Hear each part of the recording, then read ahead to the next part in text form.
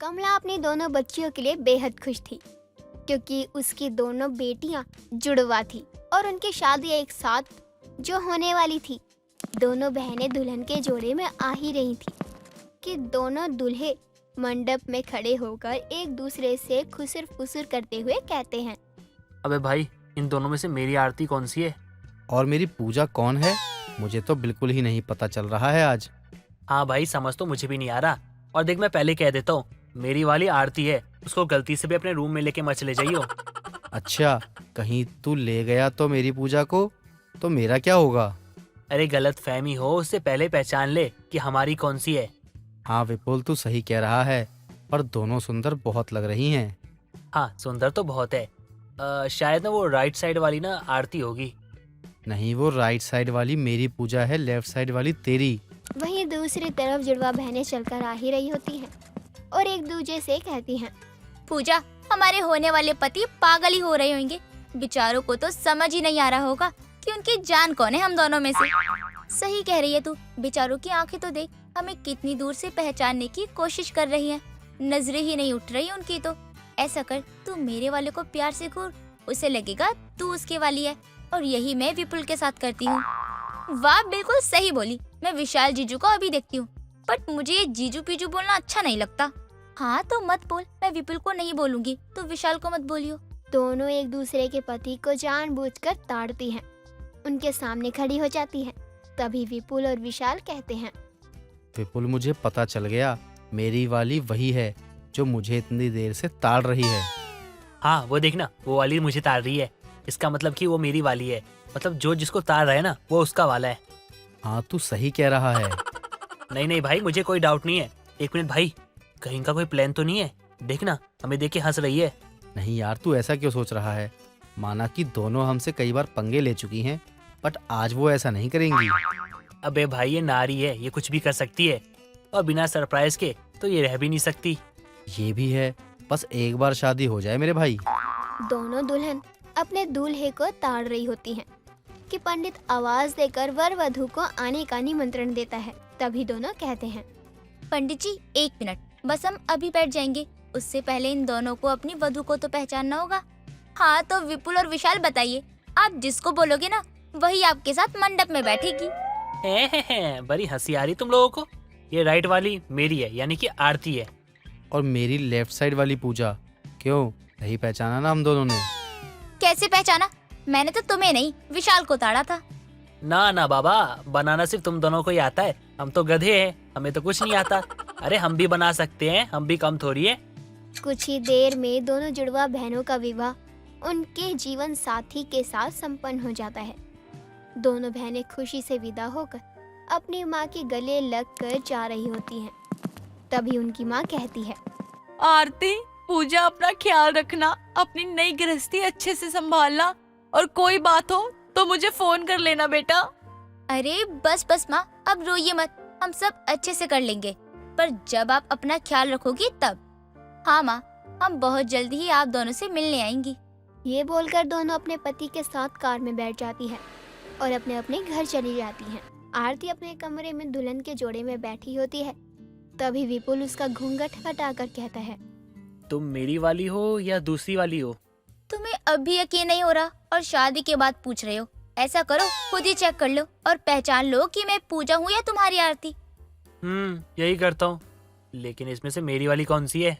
ये बोलकर विपुल उसके हाथ की बैंगल्स उतार कर उसका बर्थ मार्क चेक करता है कि बड़ा है या छोटा।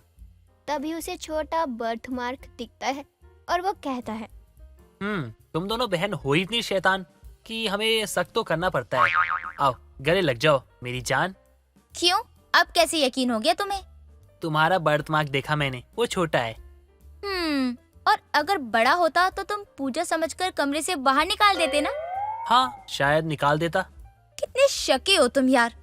अरे तुम दोनों जुड़वा बहनों के ना काम ही ऐसे। पता नहीं विशाल बेचारा क्या कर रहा होगा। कुछ नहीं, बीत रही है उस पर। अच्छा, पर मुझे लगता है ना तुम्हारी बहन पक्का मेरे भाई को मार रही होगी क्योंकि तुम्हारी बहन को बहुत गुस्सा आता है। अरे हम उनकी बातें क्यों कर रहे हैं, हमें तो एक दूसरे पे ध्यान देना चाहिए ना। विपुल बातें करते हुए उसे अपने करीब ले आता है, जिसके बाद दोनों ही एक दूसरे में खो जाते हैं। वहीं विशाल और पूजा भी अपनी पहली रात को हसीन बनाते हैं। 1 महीने बाद दोनों बहनें अपनी माँ से मिलने के लिए मायके आ जाती हैं, जहाँ दोनों के पति उन्हें छोड़ने आते हैं। विशाल और विपुल अपनी सास के पैर छूते हैं। तभी कमला कहती है, दोनों दामाद जी, आपने कहीं मेरी बेटी को परेशान तो नहीं किया है ना? कहाँ मम्मी जी, आपकी बेटी ने बहुत मुझे परेशान कर रखा है। किया। तुझे भी परेशान किए? हाँ मुझे भी। इतना दुखी किया मेरी बेटियों ने तुम दोनों को? हाँ मम्मी जी, पता है आरती ने मुझे ना ऑफिस से आने के बाद 2 दिन तक खाना बनवाया है। कल संडे के दिन सारा टाइम मैं घर के काम करवाए, पोछा लगवाया, झाड़ू लगवाया, बर्तन धुलवाए, कपड़े धुलवाए, पता नहीं क्या क्या करवाया। और मुझसे पूरे घर में कल डस्टिंग करवाई। मैंने कहा पूजा मुझे अपने हाथ से चाय बनाकर पिला दो, तो मुझसे ही रसोई में ब्रेकफास्ट बनवाया। और ये तो कुछ भी नहीं मम्मी जी, रात को तो ये मुझसे अपने पैरों को दबवा रही थी और साथ में इसने अपने नेल्स भी कटवाए मुझसे। इसका मतलब मेरी तरह तेरी भी छुट्टी बेकार हो गई। हाँ मेरे भाई। मेरे दामाद का 2 दिन में ही बुरा हाल हो गया। अरे इसलिए तो मैंने अपनी बेटियों की शादी तुमसे की है, क्योंकि मेरी बेटियां जुड़वा हैं और टेढ़े मिजाज की हैं थोड़ी, और आप दोनों ठहरे सीधे मिजाज के। तो मैं चाहती थी कि मेरी बेटी आप दोनों को नचाए। पर मम्मी जी ये अपने आगे किसी की चलने ही नहीं देती है। जैसे ही किसी चीज के लिए मना करूं तो बड़ी बड़ी आंखें दिखाने लगती है। अरे तेरी वाली तो तुझे आंखें दिखाती है, पर मेरी वाली, अरे वो तो बेलन लेके मुझे बहुत मारती है। अरे बहुत दर्द होता है। अरे मम्मी जी क्या बताऊँ आपको। अच्छा, तो हमारी चुगली की जा रही है ना? शिकायतों की टोकरी लेकर आए हैं दोनों की दोनों। अरे आरती, तू भी उनके साथ वही करती है क्या जो मैं विशाल के साथ करती हूँ? हाँ सही बोली। दोनों हंस रहे थे कि अचानक से पूजा जी का मन मचलता है और वो वॉमिट करने चली जाती है। तभी आरती को भी यही फील होता है और वो भी मुंह पर हाथ रखकर कहती है, मुझे घबराहट हो रही है, मैं अभी आई। अरे ये दोनों तो अचानक से एक साथ, क्या हो गया? अभी बड़ा तो हम पे हंस रही थी ना, ही करके। अब क्या हुआ? बेटा तुम दोनों यहीं रहो, मैं आती हूँ उन दोनों को देखकर। कमला जाती ही है कि दोनों आकर कहती हैं, चक्कर आ रहे हैं और वॉमिट भी कर दी। मेरा भी माँ, मुझे भी चक्कर आ रहे हैं और वॉमिट भी कर दी। तुम दोनों को पक्का यही चीज हो रही है ना? हाँ माँ, यही हो रहा है। अरे वाह, ये तो बहुत खुशी की बात है दामाद जी, आप दोनों को बधाई हो। अरे वाह भगवान जी, मैं तो आपको प्रसाद चढ़ाने आ रही हूँ। मम्मी जी क्या बात है खुशी की? अरे मैं नानी बनने वाली हूँ और तुम दोनों पापा बनने वाले हो, वो भी एक साथ। मेरे दोनों बच्चियों ने मुझे खुशखबरी दे दी। सच में मम्मी जी, हम दोनों पापा बनने वाले हैं? ओए होए, मजे ही आ गए। अब तो बहुत ख्याल रखेंगे हम अपने बच्चों का। सच में माँ, मैं और आरती माँ बनने वाले हैं। हाँ बेटा। कांग्रेचुलेशन पूजा, तुझे भी मेरी प्यारी बहना। इस तरह दोनों बहनें एक दूसरे के गले लगती हैं। विपुल और विशाल दोनों को अपनी गोद में उठाकर खुश होने लगते हैं।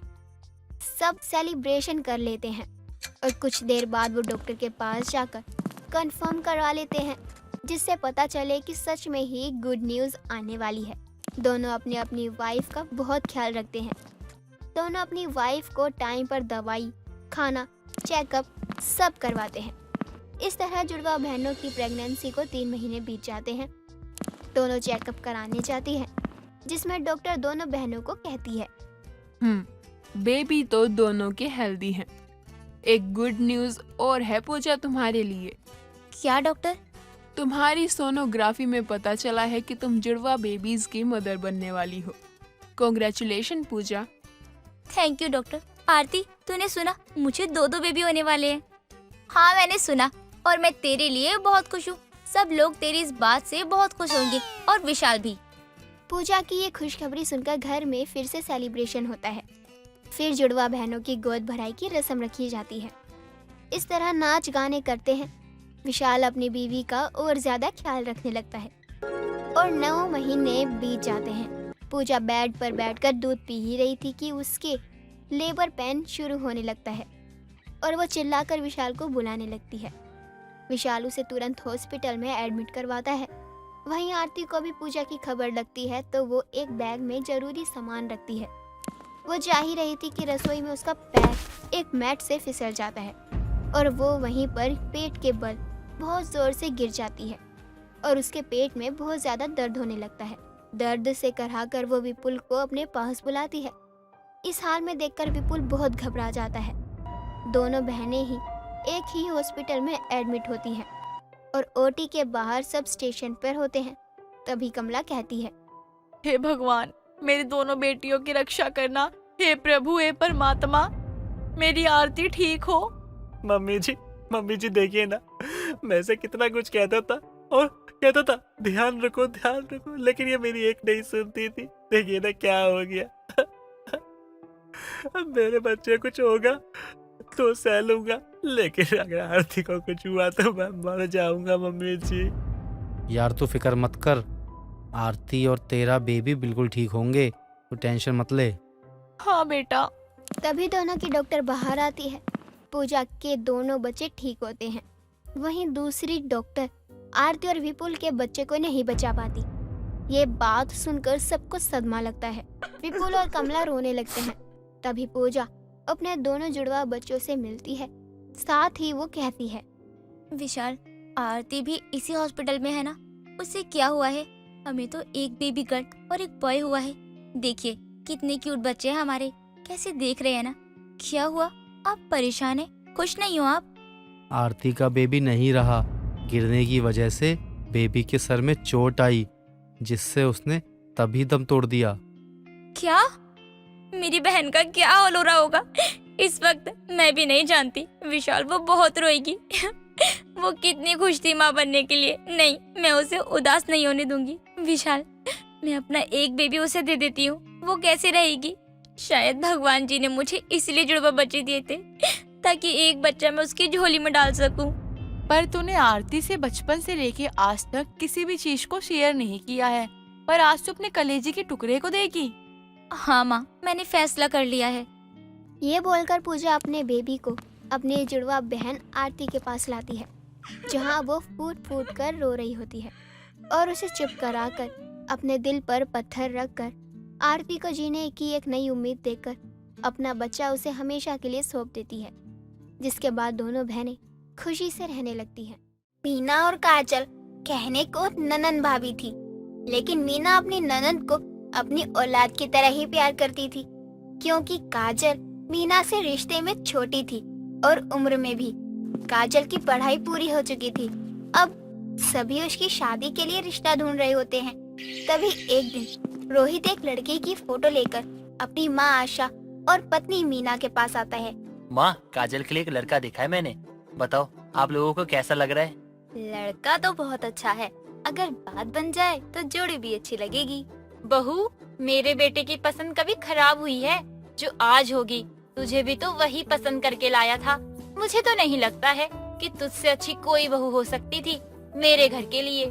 ये बात तो आपने बिल्कुल सही कही है माँ, इससे अच्छी वाइफ तो मुझे मिल ही नहीं सकती है। बहुत किस्मत वाला हूँ मैं जो मुझे ये मिली है। बस करिए आप लोगों को तो बस मेरी तारीफ करने का बहाना चाहिए होता है।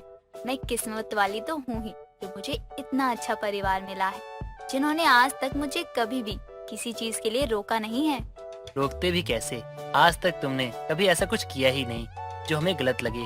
अच्छा, ये सब तो ठीक है, लेकिन पहले ये बताइए कि जिसके लिए इस लड़के की तस्वीर लेकर आए हैं आप, उसे दिखाया या नहीं? अगर उसे पसंद होगा तभी तो बात आगे बढ़ेगी। हाँ, ये बात तो है, लेकिन ये काम करेगा कौन? उसे शादी की जो बात करेगा तो वो रोने लग जाएगी, उसे मनाएगा कौन?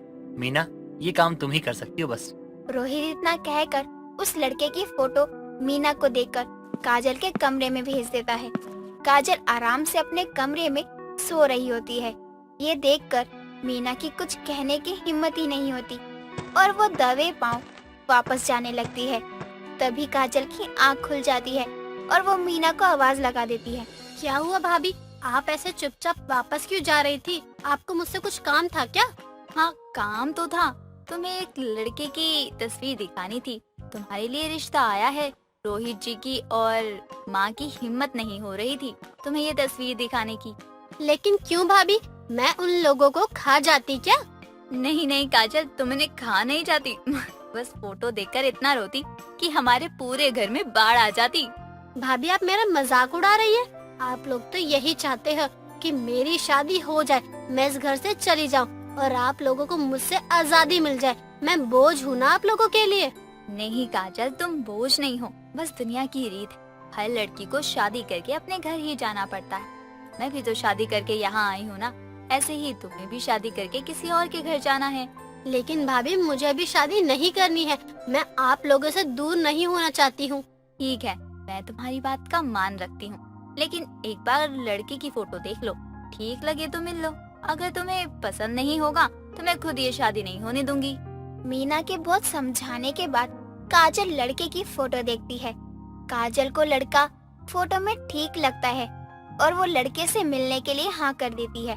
मीना ये खुशखबरी लेकर अपनी सास और पति के पास जाती है और उन्हें ये खबर सुनाती है, जिसे सुनकर वो दोनों बहुत खुश हो जाते हैं। मैंने तो पहले ही कहा था कि काजल मीना की बात कभी नहीं टालेगी, और देखा वही हुआ। काजल ने लड़के के लिए हाँ कर दी। लेकिन रोहित जी, मैंने काजल को वादा किया है कि अगर उसे लड़का पसंद नहीं हुआ तो वो शादी के लिए मना कर सकती है। हाँ हाँ बिल्कुल, शादी की बात तभी आगे बढ़ेगी जब वो खुद तैयार होगी। रोहित बिल्कुल सही कह रहा है बहू। हम तेरी लाडली ननद की शादी बिना उसकी मर्जी के नहीं करेंगे। अब खुश? जी माँ जी। ठीक है, फिर मैं कल ही लड़के वालों को बुला लेता हूँ। एक बार काजल लड़के को देख ले और हाँ कर दे, फिर सारी परेशानी खत्म। हाँ बेटा, मैं भी अपनी बेटी की शादी करके एक और बड़ी जिम्मेदारी से मुक्त हो जाऊंगी। बस बात बन जाए। कुछ देर बाद रोहित लड़के वालों को फोन करके अगले दिन आने के लिए बोल देता है, जिसके बाद सभी लोग अपने कामों में लग जाते हैं। अगले दिन लड़के की माँ गायत्री और लड़का आदर्श रोहित के घर आते हैं। कुछ देर बाद मीना काजल को तैयार करके सबके सामने लाती है। आदर्श काजल को पहली नजर में ही पसंद कर लेता है। तभी उसकी माँ धीरे से आदर्श से पूछती है, अरे बता बेटा, तुझे लड़की पसंद आई या नहीं, तभी मैं आगे की कोई बात करूं। माँ, कोई पागल ही होगा जिसे इतनी सुंदर लड़की पसंद नहीं आई। मुझे लड़की पसंद है, आप बात आगे बढ़ाओ प्लीज। चलो, भगवान का शुक्र है तुझे कोई लड़की पसंद तो आई।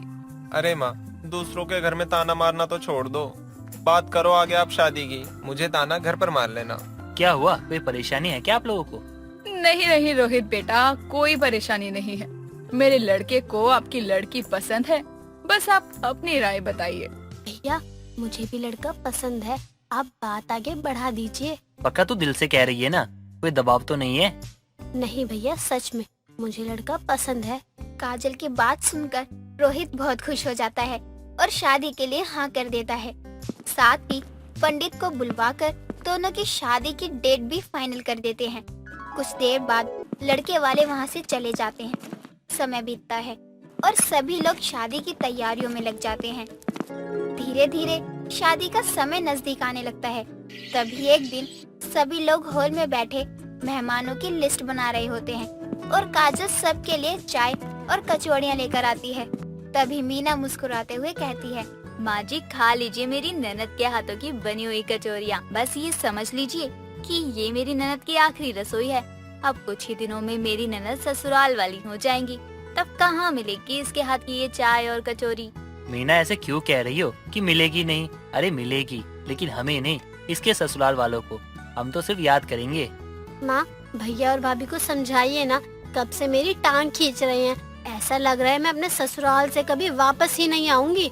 अरे क्यों तुम दोनों मेरी बेटी के पीछे पड़े हो?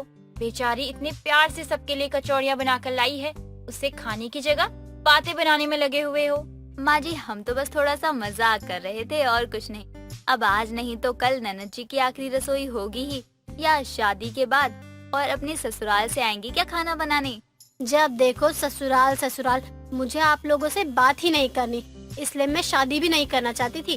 काजल इतना कहकर गुस्से में वहाँ से चली जाती है। समय बीतता है। तभी एक दिन मीना अपने पति और सास के साथ काजल के लिए जेवर लेने के लिए मार्केट गई होती है। काजल फोन पर बात करते हुए रसोई में आती है और उबले हुए दूध का कटोरा गैस से उतारने लगती है। ज्यादा गर्म होने के कारण उसके हाथ से कटोरा छूट जाता है और सारा दूध उसके हाथ पर गिर जाता है, जिससे उसका पूरा हाथ जल जाता है और वो जोर जोर से रोने लगती है। तभी उसके घर वाले मार्केट से वापस आ जाते हैं और उसके रोने की आवाज सुनकर रसोई में जाते हैं तो देखते हैं कि काजल अपना हाथ पकड़कर जमीन पर बैठी होती है। तभी रोहित जल्दी से डॉक्टर को कॉल करके घर बुलाता है और उसका इलाज करवाता है। देखिए, मैंने इनको दवा पानी तो दे दी है, लेकिन हाथ बहुत ज्यादा जल गया है, तो इसे ठीक होने में समय लगेगा। तब तक ये कोई काम नहीं कर सकती, इन्हें रेस्ट की जरूरत है। जी डॉक्टर, आपने जो बोला है मैं इन सभी बातों का ध्यान रखूंगा और इन्हें कोई काम नहीं करने दूंगा। वही अच्छा होगा, वरना इन्होंने काम करने की कोशिश करी तो प्रॉब्लम हो सकती है। अच्छा, मैं चलता हूँ, आप ध्यान रखिएगा। डॉक्टर इतना कहकर वहाँ से चला जाता है। सभी काजल के जले हाथ को देखकर बहुत परेशान थे। तभी काजल कहती है, भाभी अब बहुत ताने मार रही थी मुझे, मेरी ननद की आखिरी रसोई, मेरी ननद की आखिरी रसोई। देखिए सच में हो गई मेरी आखिरी रसोई। काजल की बात सुनकर मीना को मजाक में बोली अपनी बात पर बहुत पछतावा होता है, जिसके बाद वो दोबारा मजाक में भी काजल को ननद की आखिरी रसोई की बात नहीं बोलती। रूपा शादी से पहले अपने मायके में पान सुपारी खाती थी, क्योंकि उसके घर में सभी लोगों की आदत थी कि सभी रात में खाना खाने के बाद मीठा पान खाया करते थे, जिसके चलते धीरे धीरे रूपा की पान सुपारी खाने की ऐसी आदत पड़ गई कि एक टाइम पर उसकी फैमिली वाले बेशक पान सुपारी खाना भूल जाते, लेकिन वो कभी नहीं भूलती थी। रूपा जब शादी के बाद घूंघट लिए अपने पति राजेश के साथ अपने ससुराल आती है, तो सभी रस्मों के बीच वो अपने मन में सोचती है, यार क्या मुसीबत है, रस्म के ऊपर रस्म करवाए जा रहे हैं, कुछ खाने पीने को तो दे ही नहीं रहे हैं। मेरा तो सर ही घूमने लगा है, कितने टाइम से पान सुपारी नहीं खाई है, वही खिला दो यार। रूपा घूंघट की आड़ में बड़बड़ा रही होती है। तभी उसकी सास सरला मीठा पान लेकर आती है और अपनी बहू का घूंघट उठाती है। पान को देखते ही रूपा का दिल खुश हो जाता है। तभी सरला पान की प्लेट अपने बेटे के हाथ में रख देती है। बेटा ये आखिरी रस्म है, उसके बाद तुम दोनों आजाद हो। तुम अपने हाथों से बहू को ये खाना खिलाकर उसका मुंह मीठा करवाना है। माँ, ये रस्म करना जरूरी है क्या? पता नहीं रूपा को पान खाने की आदत है कि नहीं। अगर जरूरी ना हो तो छोड़ देते हैं इसे। ये आप कैसी बातें कर रहे हैं? जब हमने सारी रस्में अच्छे से पूरी करी हैं, तो रस्म को क्यों छोड़ दें? हम इस रस्म को भी पूरा करेंगे। यही रस्म तो है जो मेरे पसंद की हो रही है, वरना अभी तक तो सारी रस्में मजबूरी में हो रही थी।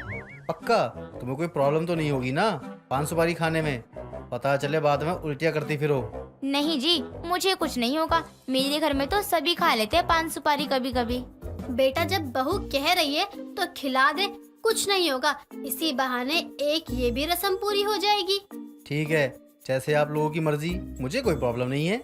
राजेश इतना कहकर प्लेट से पान उठाकर रूपा को खिला देता है, जिसे खाते ही मानो रूपा को जन्नत मिल गई हो। कुछ देर बाद सभी लोग वहाँ से चले जाते हैं। दिन बीतते हैं। तभी एक दिन रूपा मुंह में पान खाए हुए रसोई में खाना बना रही होती है। तभी उसकी सास वहाँ आती है। बहू आज खाना थोड़ा कम बनाना, क्योंकि शाम को ही हमें एक पार्टी में जाना है। अगर ज्यादा बन जाएगा तो बेवजह खराब ही हो जाएगा। गर्मी बहुत है, टेस्ट भी अच्छा नहीं लगेगा फिर। बहू ये क्या कर रही है? सही से जवाब दे मेरी बातों का। वैसे तेरे होठ मुझे बहुत ही सुंदर लग रहे हैं। जब तुझे देखने गई थी तब भी तेरे होठ को ही देखा था सबसे पहले। आप सच कर रही है माँ जी, आपको मेरे होठ इतने अच्छे लगते हैं क्या? छी बहू, ये तूने क्या किया? अपने होठों के साथ साथ मेरा मुंह भी लाल कर दिया। माँ जी मैंने क्या किया? आप ही तो मुझे बार बार बोलने के लिए कह रही थी, तो मैंने बोल दिया। अरे तो तुझे पान खाकर बोलने के लिए किसने बोला था? मुझे क्या पता तू पान ठूस कर बैठी है मुंह में। बोलना क्या है माँ जी, उस दिन आपने ही तो खिलाया था मीठी पान सुपारी। ये बोल कर कि आपके यहाँ की रस्म है, तो बहू होने के नाते मुझे हर एक रस्म निभानी तो पड़ेगी ही ना। अरे बहू, वो पान सुपारी खाने की रस्म थी, वो शादी के बाद खिलाया जाता है हमारे यहाँ, इसलिए उस दिन तुझे भी खिलाया था, लेकिन रोज खाने को नहीं कहा था। अब मुझे क्या पता, मुझे तो लगा कि रोज खाना होगा, इसलिए तो मैं खा रही थी। तू ज्यादा बन मत, सच बता, तुझे पहले से ही पान सुपारी खाने का शौक है ना? हाँ माँ जी, अब आपसे क्या छुपाना, मुझे पान सुपारी खाना बहुत पसंद है। उसमें जो कत्था और इलायची डालते हैं ना, वो तो पान सुपारी में जान डाल देती है। बहू मुझे तो बोल दिया है, लेकिन अपने पति के सामने मत बोल दियो। उसे पान खाने वाले लोग बिल्कुल भी पसंद नहीं है, और तू उसकी बीवी है। जा जाकर अपना मुंह साफ कर। पता नहीं कहाँ से ये पान सुपारी खाने की शौकीन बहू मिल गई मुझे। जो शौक मेरे बेटे को होना चाहिए वो मेरी बहू को है। भगवान ही जाने आगे क्या होगा। सरला इतना कहकर वहाँ से चली जाती है। समय बीतता है। तभी एक रोज रूपा अपने कमरे में साड़ी पहन रही होती है। तभी राजेश बाथरूम से बाहर आता है और शीशे के सामने खड़े होकर बाल झाड़ने लगता है। रूपा, साड़ी पहनकर मेरी भी एक शर्ट प्रेस कर दो ना यार। ऑफिस में इम्पोर्टेंट मीटिंग है और वहाँ वाइट शर्ट पहनना जरूरी है, लेकिन आराम से करो क्योंकि मेरे पास वही एक इकलौती शर्ट है, उसे जला मत देना। जी अभी कर देती हूँ, 5 मिनट का टाइम दीजिए मुझे। ओके थैंक यू, तब तक मैं फाइल रीड कर लेता हूँ। राजेश इतना कहकर अपनी फाइल लेकर बेड पर बैठ जाता है और उसे रीड करने लगता है। वहीं दूसरी साइड में रूपा अलमारी से व्हाइट शर्ट निकालकर प्रेस करने लगती है। प्रेस के टाइम पर उसकी नजर शर्ट की टूटी बटन पर जाती है और वो बोल पड़ती है और पान के छींटे राजेश की शर्ट पर पड़ जाते हैं। सुनिए जी, इस शर्ट को प्रेस करवाने का क्या फायदा? इस शर्ट की तो 2 बटन टूटी हुई है। बिना बात के मुझसे डबल मेहनत करवा दी। बटन की छोड़ो, वो तो बाद में लग जाती, लेकिन तुमने जो ये दाग दिया है इसमें मेरी वाइट शर्ट पूरी खराब हो गई है। उसका क्या करूं मैं? जल्दी बताओ मुझे, आखिर क्या खाया तुमने? वो मैं ये बकरी की तरह मैं मत करो। ये दाग किस चीज का है मुझे ये बताओ। क्या खा रही थी तुम? जल्दी बताओ, जल्दी से बताओ, कुछ पूछ रहा हूँ मैं तुमसे। अरे वो मैं पान सुपारी खा रही थी, इसलिए बोल नहीं पा रही थी। लेकिन आपकी टूटी बटन देखकर मैं भूल गई कि मैंने पान सुपारी खाई है और बोल पड़ी सॉरी। मतलब तुम पान खाती हो, है ना? हाँ, लेकिन पान नहीं, पान सुपारी दोनों खाती हूँ। बता तो ऐसे रही हो जैसे पता नहीं कितनी अच्छी चीज खाती हो। तुम्हारे इस पान सुपारी के चक्कर में मेरी पूरी वाइट शर्ट खराब हो गई है। चलो जाओ, मेरी आंखों के सामने से निकलो यहाँ से, मुझे बहुत गुस्सा आ रहा है अब। अरे इतना क्यों भड़क रहे हैं आप? शर्ट ही तो है, दूसरी ला दूंगी। कोई जरूरत नहीं है तुम्हारी मेहरबानी की, समझी? मेरी शर्ट खराब करके तुम्हें बहुत मजा आ रहा है ना, और तुमने बहुत अच्छी मदद कर दी है मेरी शर्ट खराब करके। मुझे जरूरत नहीं है तुम्हारी किसी भी एहसान की। तुम जाकर अपना पान सुपारी खाओ और अपना शौक पूरा करो। राजेश इतना कहकर रूपा के मुंह पर दरवाजा बंद कर देता है। रूपा भी गुस्से में वहाँ से चली जाती है। समय बीतता है। तभी एक दिन रूपा घर की सफाई कर रही होती है। तभी उसकी पड़ोसन कमला वहाँ आती है। उसे देखते ही रूपा अपना मुंह दूसरी तरफ घुमा लेती है और मन में कहती है, हे भगवान, ये कहाँ से आ गई? ये तो इतना बोलती है कि मेरे सर में दर्द हो जाएगा। ऊपर से माँ जी भी नहीं है, इन्हें झेलेगा कौन? मैंने भी पान खा रखा है, मैं बोल नहीं पाऊंगी। क्या हुआ बहू? मुझे देखते ही तुमने अपना मुंह क्यों घुमा लिया? क्या छुपा रही है तू? इधर देख मेरी तरफ। कुछ नहीं बिमला आंटी, आप बोलिए, आपको क्या काम है? मैं आपको जवाब दे दूंगी। हाँ बहू, वो तो मुझे पता है कि तू मुझे जवाब देगी, लेकिन जवाब पीठ दिखाकर क्यों दे रही है? मेरे सामने मेरी आंखों में आंखें डालकर जवाब दे। कहाँ फंस गई यार मैं? नहीं आंटी जी, मेरे घर वालों ने सिखाया है कि अपनों से बड़ों से नजर नहीं मिलाया करते, बल्कि नजरें झुकाकर बात करनी चाहिए। बहुत सब पुरानी बात है। मैं आजकल के नए जमाने की हूँ। मुझे कोई परेशानी नहीं होगी अगर तू मुझसे नजर मिलाकर बात करेगी। तो सामने नहीं मुड़ेगी तो मैं तेरे सामने आ जाऊंगी। कमला इतना कहकर रूपा के सामने जाकर खड़ी हो जाती है और उसका मुंह फूला हुआ देखकर उसे जैसे ही दबाती है, सारा पान उसके मुंह पर आ जाता है और वो जोर से चिल्लाती है, सत्यानाश हो तेरा बहू! ये क्या भर रखा था तूने अपने मुंह में जो मेरे ऊपर थूक दिया? छी छी! आंटी, मैंने नहीं थूका है, बल्कि आपने जानबूझकर मेरा मुंह दबाया था, तो वो आपके मुंह पर आ गया। लेकिन ये था क्या? आंटी जी, ये पान सुपारी थी। मुझे पान सुपारी खाने का बहुत शौक है, वही खाया था, इसलिए नहीं बोल पा रही थी। लेकिन आपको तो सुननी ही नहीं होती है मेरी कोई भी बात। सरला बहन जैसी शरीफ औरत को पता नहीं तेरी जैसी पान सुपारी की शौकीन बहू कहाँ से मिल गई। जहाँ देखो गंध मचा रखा है और कुछ नहीं। कमला इतना कहकर अपने पल्लू से अपना मुंह पोंछते हुए अपने घर चली जाती है और अगले दिन रूपा की सुपारी पान खाने वाली बात पूरे मोहल्ले में फैला देती है, जिसे सुनकर सरला अपना सर पकड़कर सोफे पे बैठ जाती है और अपनी बहू को घूरना शुरू कर देती है।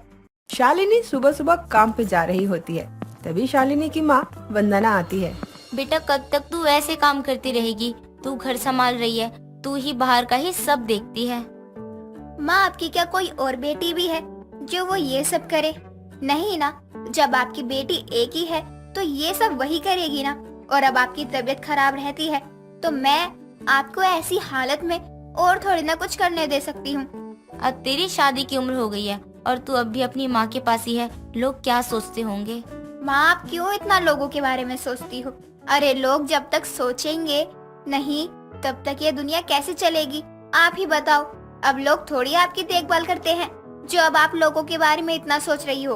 हाँ, लेकिन मुझे अच्छा नहीं लगता है कि तू ऐसे लोगों के घर में जाकर काम करे और मैं यहाँ आराम से बैठूं। बेटा मैं क्या सोच रही हूँ कि तू ये सब छोड़कर अपना कुछ क्यों नहीं करती है? माँ, मैं तभी तो पैसे जोड़ रही हूँ। अब घर के काम करने से इतनी तो कमाई होती नहीं है कि मैं अभी वो काम छोड़कर अपना काम कर सकती रहूँ। हर चीज में थोड़ा बहुत समय लगता है ना। इतनी दौड़ भाग करती है, तू कमजोर होती जा रही है। अपने शरीर पर भी ध्यान दे लिया कर। माँ, जो गरीब होता है ना उन्हें अपने शरीर पर नहीं बल्कि कमाई पर ध्यान देना चाहिए। और अब आप मुझे बातों में मत लगाओ, मैं जा रही हूँ काम पर, वरना मालिक चिक चिक करेगी। शालिनी इतना बोलकर काम पर चली जाती है, लेकिन काम से शालिनी बहुत जल्दी घर आ जाती है और बहुत ही ज्यादा उदास भी होकर एक तरफ बैठ जाती है। क्या हुआ शालिनी बेटा, तू इतनी उदास क्यों है? किसी ने कुछ कहा है तुझे? माँ, वो मालकिन ने मुझे काम से निकाल दिया। अब मैं क्या करूँ? अब हमारा घर कैसे चलेगा माँ? मुझे तो कुछ समझ ही नहीं आ रहा है। अचानक से ये क्या हो गया? बेटा तू परेशान मत हो, ऊपर वाला सब देख रहा है। अगर तेरा काम गया है तो भगवान ने तेरे लिए कुछ बड़ा जरूर सोचा होगा। तू परेशान मत हो मेरी बच्ची। माँ, कैसे ना परेशान हूँ मैं? पहले से ही हमारे हालत कुछ ठीक नहीं थे और अब ये सब हो गया। घर का किराया भी देना है। मुझे तो कुछ समझ ही नहीं आ रहा है कि अब आगे क्या होगा और कैसे होगा। शालिनी बहुत ज्यादा परेशान हो जाती है जब से उसका काम छूट जाता है। शालिनी अगले दिन काम की तलाश में जाती है तो देखती है कि जगह जगह ठेले लगे होते हैं तरह तरह के चीजों के। मैं दूसरों के पास काम मांगने तो जा रही हूँ, लेकिन यहाँ तो हर कोई अपनी जंग खुद ही लड़ रहा है। मुझे भी अब ऐसा ही कुछ सोचना पड़ेगा कि मुझे किसी के घर काम मांगने की जरूरत ही ना पड़े। शालिनी को काफी अच्छा डोसा बनाना आता था, इसीलिए अब वो एक मसाला डोसा की रेडी लगाने की सोचती है और उसकी तैयारी में लग जाती है। शालिनी मसाला डोसा की रेडी लेकर सड़क के किनारे पर बेचने के लिए निकल जाती है, लेकिन पूरा दिन निकल जाता है और एक भी ग्राहक शालिनी की रेडी पर नहीं आता। यहाँ तो कोई भी मसाला डोसा खाने नहीं आया। कहीं मैं मसाला डोसा की रेडी लगाने का गलत फैसला तो नहीं ले लिया है ना? लेकिन अब फैसला गलत हो या सही, मुझे इस बात पर ध्यान नहीं देना और अपने काम पर सोचना चाहिए। आज नहीं तो कल मेरी इस रेडी को मैं आगे तक जरूर पहुंचाऊंगी। शालिनी काफी देर तक वहीं खड़ी रहती है, लेकिन कोई भी नहीं आता। कुछ देर बाद शालिनी वापस घर चली जाती है और अगली सुबह फिर अपना मसाला डोसा बेचने के लिए निकल जाती है। कुछ देर बाद शालिनी की रेडी पर एक अभय नाम का लड़का आता है। एक पनीर डोसा देना। माफ करना, मेरी रेडी पर केवल मसाला डोसा ही है। तुमने डोसा की रेडी तो लगा रखी है, लेकिन तुम्हारे पास एक पनीर डोसा तक नहीं है। माफ करना, वो अभी मेरे पास उतने पैसे नहीं है कि मैं पनीर या कुछ और डोसा बेचूं। अच्छा चलो ठीक है, कोई बात नहीं, एक मसाला डोसा ही दे दो फिर। शालिनी अभय को जल्दी से एक मसाला डोसा बनाकर देती है और अभय खाने लगता है। वाह क्या डोसा है, आपका डोसा तो बड़ा ही टेस्टी है। कहीं किसी से सीखा है क्या, या पहले किसी ढाबे में काम करती थी आप? सच में आपके डोसे में तो बहुत बढ़िया स्वाद था। नहीं सर जी, मैंने कहीं से नहीं सीखा। बस जहाँ पहले साफ सफाई का काम करती थी तो वो लोग बोलते थे मसाला डोसा, तो वहीं बनाती रहती थी। अच्छा, लेकिन तुम्हारे ये मसाला डोसा के आगे तो पनीर डोसा भी फीका पड़ गया। एक और बना दो मेरे लिए। जी अभी बनाती हूँ। वैसे तुम इतना अच्छा मसाला डोसा बनाती हो, तुम्हारी तो बहुत कमाई होती होगी ना? नहीं सर जी, कल से मैंने ये रेडी लगाना शुरू किया है और आप ही मेरे पहले ग्राहक हो। क्या मतलब अब तक तुम्हारे हाथों का इतना लाजवाब डोसा किसी ने नहीं खाया है? नहीं। कोई बात नहीं, जितना स्वाद लाजवाब है ना, अब तो आपकी बिक्री ही बिक्री होगी। अभय वहाँ से डोसा खाकर चला जाता है और उसके बाद अभय रोज वहाँ डोसा खाने आया करने लगा। धीरे धीरे शालिनी की रेडी पर काफी लोग आने लगे। कुछ दिनों बाद अभय अपनी दोस्त नीतू के साथ शालिनी की रेडी पर डोसा खाने आता है। अरे शालिनी जी, जरा 2 प्लेट मसाला डोसा तो लगा दो। अबे तू पागल हो गया है क्या? कहीं से भी कुछ भी खा रहे? तुझे पता भी है ये लोग किस तरह बनाते होंगे? देखकर ही लग रहा है कि कई दिनों से नहाया तक नहीं है इसने। अरे नीतू, तू कुछ भी मत बोल। शालिनी जी बहुत साफ सुथरे तरीके से मसाला डोसा बनाती हैं। मैं यहीं से रोज खाता हूँ और स्वाद तो इतना अच्छा होता है कि उंगलियां भी चाटते रह जाओगे। नहीं नहीं, मैं नहीं खा सकती यहाँ से। मुझे तो यहाँ पर इतनी गंदी स्मेल आ रही है। पता नहीं तू कैसे खाता है। यार तू बहुत साफ सुथरी लग रही है और शालिनी जी को मैं काफी समय से जानता हूँ, ये गंदे तरीके से नहीं बनाती हैं। देख आसपास और लोग खा रहे हैं। मैं कोई वीआईपी नहीं बन रही हूँ, लेकिन मुझे पता नहीं क्यों यहाँ अच्छा सा नहीं लग रहा है। सच में देखना आसपास भी कितनी गंदगी है। मैं तो क्या, यहाँ कोई और भी नहीं खा पाएगा डोसा। रहने दे तू, मैं हूं ना तेरे साथ, इसीलिए इतने नखरे दिखा रही है, वरना तू तो रोड साइड से ही खाती रहती है। खैर कोई बात नहीं, मैं तो मसाला डोसा खाने आया हूँ, डोसा ही खाऊंगा। तू वेट कर मेरा। मैडम, आपको लग रहा होगा कि मैं साफ सफाई से नहीं बनाती हूँ, लेकिन आप गलत सोच रही हैं। मैं बहुत साफ सफाई से बनाती हूँ। अगर आपको यकीन नहीं हो रहा है तो आप खुद देख लीजिए। शालिनी की बात सुनकर नीतू चुप हो जाती है और वो अभय के साथ मसाला डोसा खाकर चली जाती है। नीतू को भी मसाला डोसा काफी अच्छा लगता है, लेकिन वो ज्यादा कुछ नहीं बोलती। अभय को शालिनी कहीं न कहीं बहुत अच्छी लगने लगती है, इसीलिए अब वो आए दिन शालिनी की रेडी पर जाता है और शालिनी से बात करने के बहाने ढूंढने लगता है। कई दिनों तक ऐसा ही चलता है। अब शालिनी का मसाला डोसा भी काफी ज्यादा फेमस हो गया था। कुछ दिनों बाद अभय शालिनी के पास जाता है। शालिनी, मैं तुमसे कुछ कहना चाहता हूँ। हाँ कहो ना, इसमें पूछने वाली क्या बात है? वो तुम दिल के आकार का मसाला डोसा बना सकती हो क्या? दिल के आकार का? उसमें क्या अलग होगा? वो भी तो डोसा ही होगा ना। और मेरे यहाँ कौन आ रहा है कि दिल के आकार का डोसा लेने आएगा? मेरे यहाँ तो सब एक ही आकार का डोसा लेते हैं। अरे मेरे लिए तो बना सकती हो तुम। हाँ हाँ क्यों नहीं। जब तुम पहली बार आए थे मेरी रेडी पर तो तुमने मुझसे पनीर डोसा मांगा था, लेकिन मेरी रेडी पर वो नहीं था और तुमने मसाला डोसा ही खाया था जो तुम्हें बहुत पसंद आया था। मुझसे और रुका नहीं जाएगा। शालिनी, मैं तुमसे प्यार करने लगा हूँ। मुझे तुम्हारा डोसा बहुत पसंद है और साथ ही साथ तुम भी। पसंद तो मुझे भी बहुत हो तुम, लेकिन मैं इस रेडी को नहीं छोड़ना चाहती हूँ। आज मेरी जो भी पहचान है वो बस इस रेडी की वजह से है। अगर तुम ये कहो कि शादी के बाद मैं ये रेडी लगाना छोड़ दूँ तो ये हो नहीं सकता। मैं तो ये चाहता हूँ कि तुम अपनी रेडी लगाना कभी ही बंद ना करो, और मैं बल्कि तुम्हारे इस काम में तुम्हारी मदद करूंगा। शालिनी एक गरीब मसाला डोसा वाली जिसकी रेडी अच्छी चल जाती है और उसकी दौरान उसे एक अच्छा लड़का भी मिल जाता है। कीर्ति को लीची खाने का बहुत शौक था। कीर्ति को हर साल गर्मी के आने का इंतजार रहता था कि कब गर्मी आए और वो कब लीची का भरपूर आनंद ले सके। ऐसे ही गर्मियों का वक्त था और कीर्ति अपने ऑफिस से घर जा ही रही होती है कि उसे रास्ते में लीची का एक ठेला दिखता है और वो ठेले वाले के पास जाकर कहती है, भैया लीची कैसे दिए? अरे लाल और पीले पीले बिकते हैं से बड़े नशीले। लीची कितने की है भाई साहब? अरे 80 रुपए किलो दिया है बहन जी। बहुत ही मीठे और नशीले हैं। एक बार खाओगी ना तो बार बार खाओगी। अरे भैया, मैं तो हर साल बस गर्मी आने का इंतजार करती हूँ कि कब गर्मी आए और मुझे लीची खाने को मिले। तो मैडम देर किस बात की कर रही हो? जल्दी से लीजिए और घर पर जाकर ठंडे ठंडे लीची का मजा लीजिए। ठीक है, आप एक काम कीजिए, आप मुझे 1.5 किलो लीची दे दीजिए। लीची वाला कृति को लीची तोल कर देता है और कृति लीची लेकर घर आती है और जल्द से जल्द फ्रेश होकर लीची को एक कटोरे में डालकर और सबको 2-2 लीची देकर खुद सारा खाने लगती है। उसे ऐसा करता देख कृति की माँ सरला बोलती है, क्या है ये, तूने सबको 2-2 लीची दी और खुद अकेले इतनी सारी लीची खा रही है। अगर लाना था तो थोड़ा ज्यादा ले आती। माँ, इतने सारे तो लेकर आई हूँ, अब क्या पूरी रेडी लेकर आती। और आपको तो पता है ना कि मुझे लीची कितनी पसंद है।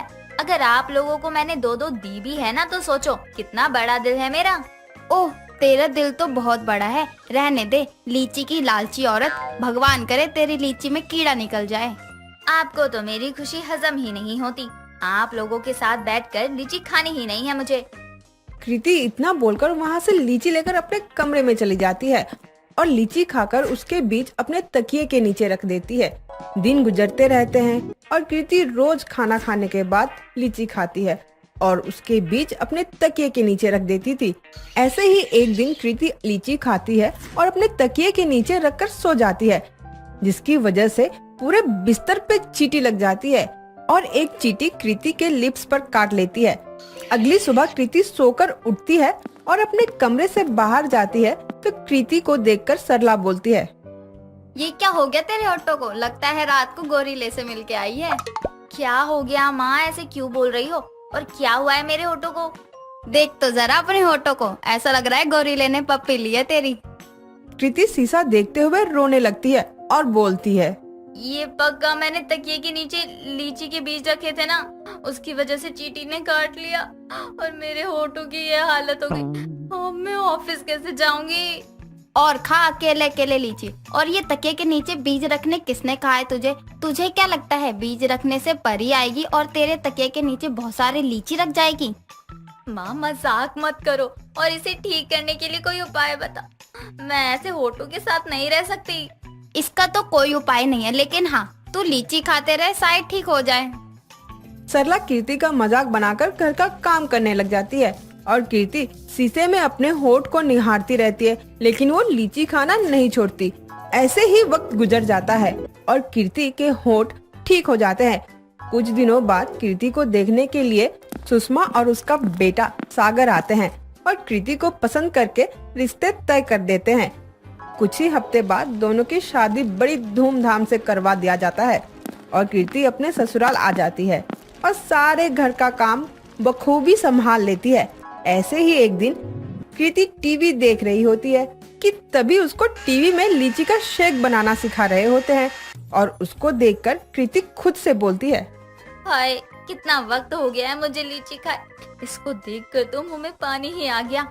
आज ही सागर जी को लीची लाने को कहती हूँ। इतना कहकर कृति अपने पति सागर को कॉल करती है और उससे बोलती है, सागर जी आज आते वक्त मेरे लिए लीची लेते आइएगा, आज ना बड़ा मन कर रहा है। अरे आजकल के लीची सही नहीं आ रहे हैं, उनमें कीड़े निकल रहे हैं। मैं कहूँ तो मत खाओ। नहीं नहीं, मुझे तो लीची ही खानी है, आप वही लेकर आना। 1-2 में तो कीड़े निकल ही जाते हैं, कोई बात नहीं है इसमें। अच्छा ठीक है, ले आऊंगा। कीर्ति सागर से बात करके फोन काट देती है और अपने बाकी कामों में लग जाती है। फिर रात को सागर कृति के लिए लीची लेकर आता है और हमेशा की तरह कृति खाना खाने के बाद लीची को खा लेती है और हमेशा की तरह सबको 2-2 देती है और बाकी खुद खा जाती थी। ऐसे ही दिन निकलते गए और कृति को फूड एलर्जी हो जाती है, जिसकी वजह से उसको खुजली होने लगती है और वो उस पर ज्यादा ध्यान नहीं देती है और खुद से दवाई लेकर खा लेती है। ऐसे ही एक दिन कीर्ति घर में बैठकर लीची खा रही होती है कि तभी सुषमा आती है और बोलती है, बहू फिर से तुझे लीची खाने का शौक चढ़ गया है। बेटा तुझे पता है ना कि लीची में कितने कीड़े निकल रहे हैं और ऊपर से तुझे कुछ दिन पहले ही फूड एलर्जी हुई थी। तो क्या हुआ माँ जी, मेरी फूड एलर्जी से लीची का क्या लेना देना? बहू तू लीची की इतनी शौकीन है कि तू कीड़े वाली लीची भी खा ले। माना कि लीची सेहत के लिए अच्छी होती है, पर इतनी भी नहीं खानी चाहिए। ठीक है माँ जी, मैं लीची खाऊंगी नहीं, अब मैं लीची का शेक बनाकर पी लूंगी। अब तो ठीक है। तुझे समझाना मतलब कि भैंस के आगे बीन बजाना है। मैं तुझसे बड़ी हूँ, मेरा काम तुझे समझाना है। समझना चाहे ना समझना वो तेरी मर्जी है। सुषमा कीर्ति को इतना बोलकर वहाँ से चली जाती है और कीर्ति बैठकर लीची के मजे उठाती हुए लीची खाने लगती है। ऐसे ही कुछ दिनों बाद कीर्ति के पूरे शरीर पर खुजली, लाल चकत्ते और होठों पर सूजन आने लगती है, लेकिन कीर्ति इन सबको बस हल्के में लेती है और ध्यान नहीं देती है। ऐसे ही एक दिन सुषमा और कीर्ति दोनों बैठकर कुछ काम कर रहे होते कि तभी सुषमा की नजर कीर्ति के हाथ पर जाती है। बहू ये तेरे हाथ लाल और होठों पर सूजन कैसे हो रही है? पता नहीं माँ जी, इसमें खुजली भी हो रही है। हो सकता है इतनी गर्मी की वजह से ये सब हो रहा हो। ये कितने टाइम से हो रहा है तुझे? ये तो अभी कुछ ही समय से हुआ है ना, आप चिंता मत करो, ठीक हो जाएगा। अरे ऐसे कैसे ठीक हो जाएगी? तू अपनी मर्जी की डॉक्टर है क्या जो खुद से ही ठीक हो जाएगी? जा जल्दी से जाकर तैयार हो जा, तुझे डॉक्टर के पास लेकर चलना है। कल को कोई ऊंच नीच हो गई तो तेरे माँ बाप तो हमें ही पकड़ेंगे ना। अच्छा ठीक है, मैं अभी ना 5 मिनट में रेडी होकर आती हूँ। आप भी सुन लेना, डॉक्टर यही बोलेंगे कि गर्मी की वजह से हो रहा है, लेकिन जाने से पहले थोड़ा सा लीची खा लेती हूँ। कीर्ति इतना बोलकर पहले रसोई में जाकर लीची खाती है, फिर जल्दी से जाकर रेडी होती है। कुछ देर बाद वो तैयार होकर आती है। उसके बाद सुषमा और कीर्ति दोनों अपने फैमिली डॉक्टर के पास जाते हैं। कीर्ति डॉक्टर को सब सच बताती है और डॉक्टर कहते हैं, ये तुम्हें कितने टाइम से हो रहा है? बस कुछ ही दिन से। कुछ दिनों पहले ना मुझे फूड एलर्जी हो गई थी। ठीक है, आपने कोई फूड एलर्जी की कोई दवाई करवाई है क्या? नहीं डॉक्टर, बस ऐसे ही दवाई खा ली थी और ठीक भी हो गया था, लेकिन कुछ दिनों से मुझे ना ये खुजली और लाल चकत्ते से हो रहे हैं, साथ ही होठों में सूजन भी आ रही है। अच्छा, मुझे बताइए इसके बाद आपने फूड में क्या क्या खाया है? जी मैंने घर का खाना और बस मेरी पसंद की ना लीची ही खाई थी। बस आपकी समस्या का कारण लीची है। आपको पता होना चाहिए था कि फूड एलर्जी लीची खाने से ही होती है, क्योंकि लीची की तासीर गर्म होती है, जिससे फूड एलर्जी होने के बाद वो आपके ब्लड से मिलके खुजली पैदा करता है। सांस फूलने की बीमारी भी हो सकती है, लेकिन आप चिंता मत कीजिए, मैं आपको दवाई दे देता हूँ, उससे आप ठीक हो जाओगी। लेकिन आप लीची खाना बंद कर दीजिए। मैं तुझे कह रही थी ना कि लीची मत खा, लेकिन तूने मेरी बात नहीं मानी। चल आज तुझे बहुत सारी लीची ला कर देती हूँ। बहुत शौक है ना तुझे लीची खाने का? नहीं नहीं माँ जी, ये सुनने के बाद तो मेरा सारा शौक उतर गया है। आप घर चलिए। दोनों सास बहू घर आ जाते हैं और कीर्ति का लीची खाने का सारा शौक उतर जाता है और लीची खाना बंद कर देती है।